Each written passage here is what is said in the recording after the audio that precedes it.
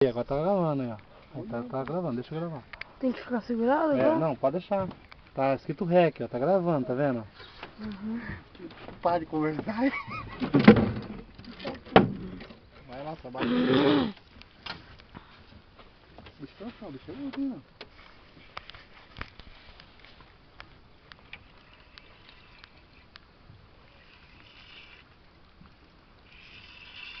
Tá filmando já.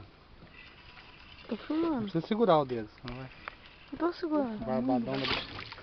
Segura a frição, mano. Ah, o bicho é tão. Eu dizia os pescadores, deixa a frição sem soltar. Aí. Ah, mas eu tô pirangueiro. Aflição, o que é isso? Não deixa opção, vai ter que levantar pra mim coar o bicho. Calma, deixa eu ir cansar. Aflição, o que é Calma, isso? vai cansar. Tem que esticar ali. Se você deixar assim, ele não vai cansar não. Calma. Hein, pai? Ah, O que é isso, aflição? frição do munete. Puxa o bicho pra cima. Calma, irmão. Tá aí já, ó. Deixa ele tomar ali. Calma. Ah, é grande, hein? Liga aí, tá filmando? Vai lá dentro, toma Faz ali. tempo.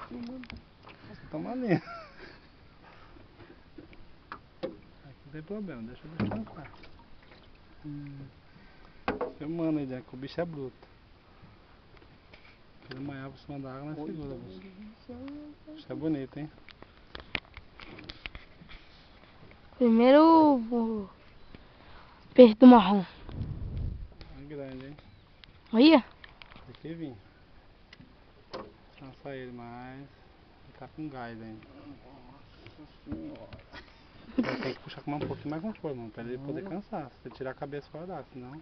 Parece que tá cortado no rabo. É. É isso aí. Segura. Segura. Agora eu entendi porque rodando Vai é... rolando. Tá vendo? Agora eu sei É só porque... coisinha de nada. Pai, agora eu sei porque isso daí é ruim pra Senão não mim. vai dar pra coar. Tem que trazer bem beirando.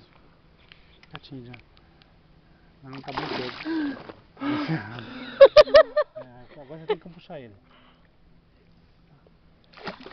Não, tá errado. Calma. Você tem que trazer. Vê a cabeça dele pra mim. Cabeça dele pra mim. Calma. Aí tem que ver a cabeça, igual você fez. Aí vai puxando ele como se ele não estivesse vendo. Aí. Calma aí.